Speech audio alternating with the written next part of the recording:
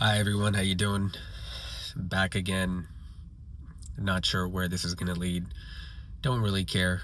No attachments. I went ahead and posted yesterday and just felt compelled to say something today.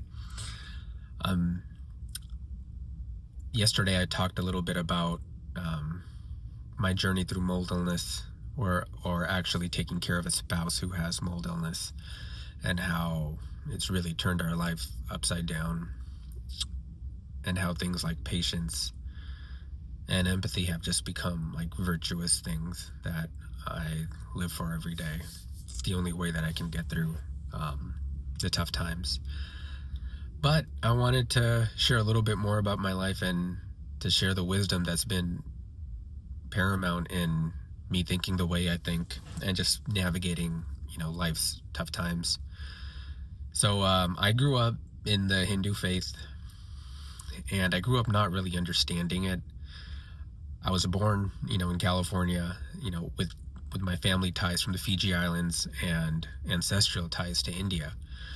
So whenever a priest would come and they would do the ritualistic ceremonies or teach the Vedas or the Gita or the Upanishads, all the texts from the East, I had no idea what they were saying because it was in a very refined language of Hindi that I'm not familiar with.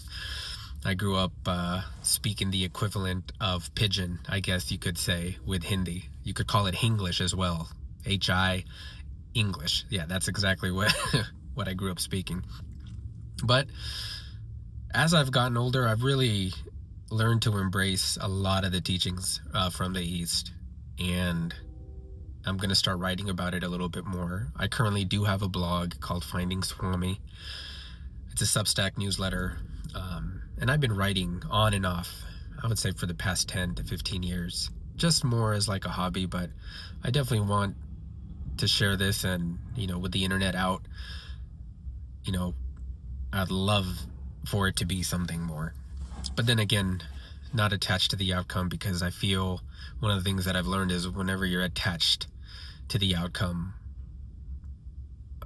a little too much, you build an expectation, and when those expectations aren't met, you feel a little disheartened. So I think more than anything in life now, I choose to move forward with little action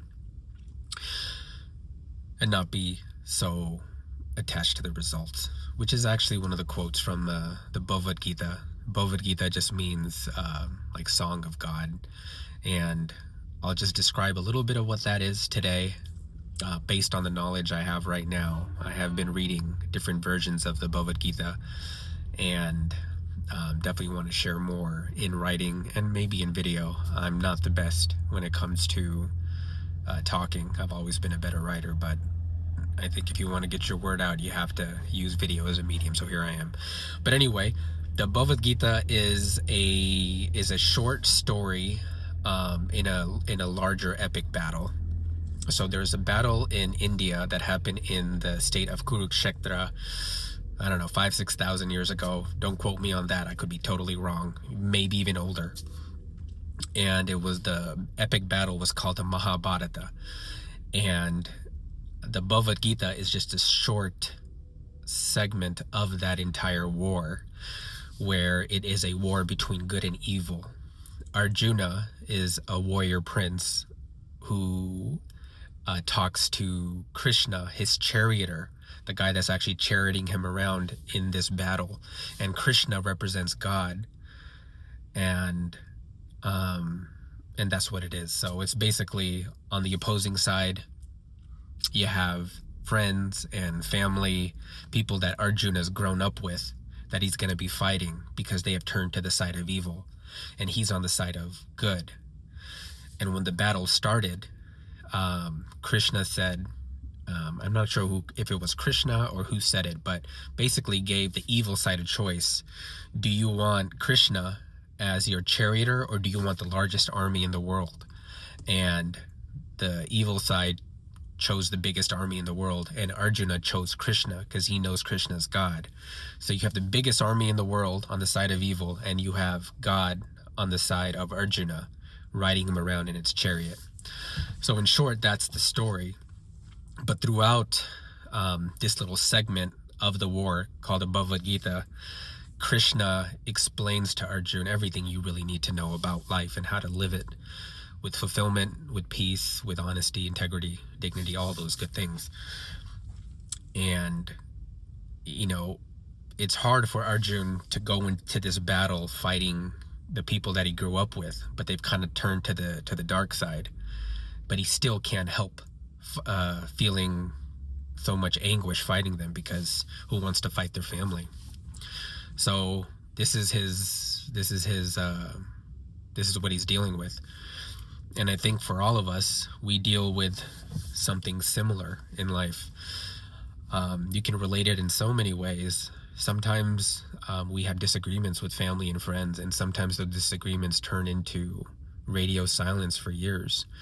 Sometimes sickness finds us, which can just, harbor so much guilt and angst and worry. It could be career driven, but there are a lot of things that within us, we're always fighting this battle between good and evil. And I think what the Gita does is try to, maybe replenish our soul with the words so we can try to live better. And that's what it's really about. It's just about this war that we're all fighting within ourselves. From the outside, there's no war, but we do have a war within our minds and within our hearts all the time. And the wars are so fierce sometimes that they turn into other things. They manifest themselves into addictions. They manifest themselves into stress and worry and sickness, all sorts of things. So for me, the Gita has been very important in just navigating life, being at peace with life no matter what happens. Just knowing that we are in this battle, we are kind of all warriors and fighting this battle of good and evil within ourselves. And within that text, there's so much wisdom, terms like moksha, which means liberation, samsara, the ongoing cycle of torment that we give ourselves, dharma, our purpose in life. And that's another thing, we all think about our purpose and what is it. And I'm finding that your purpose is whatever you're doing at that time.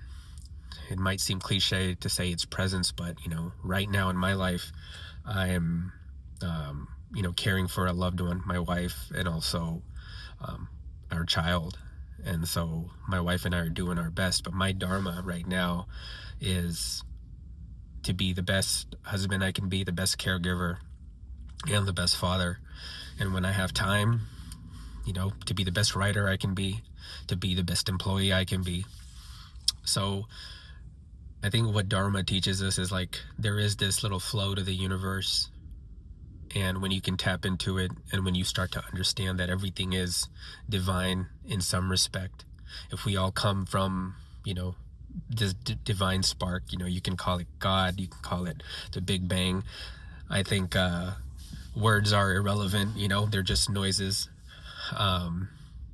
between our mouth and tongues that create sounds. But what you feel in your heart is the most important thing. I think Lao Tzu in the text, the Tao Te Ching, even talked about it, the name is not the thing, and I'm butchering that as well. But there's I don't know if there's really a name for source. I think the Sikhs call it Waheguru. It's something so stupendous and wonderful that you really don't even have the words for it, but you say Waheguru. So these are a few things that I've just wanted to share. I'll probably share more. Maybe I'll be more refined in how I share this with you, but I don't know. I just felt compelled to talk a little bit about what's new in my life. Not that it's really that important. Probably no one's going to be even looking at this, but that's not the point. I think the point is there may be someone that's looking at this and dealing with something tough, and I just want to tell you that I'm a brother in arms. I'm dealing with it too, but I don't know. Every day, is a new day. Whatever happened yesterday, you just got to let it fall by the waysides and just pick yourself up. If you're here, that means you did something right. You survived another day, and I think the evolution of self is like an endless river. There's no stopping to it. And if you fall, I mean, that's okay. That's part of it. And if you messed up, that's okay, you know. I think forgive yourself. I think we really need to forgive ourselves a lot. I'm definitely my harshest critic. I don't like to hear myself talk. I don't like. That's why I write.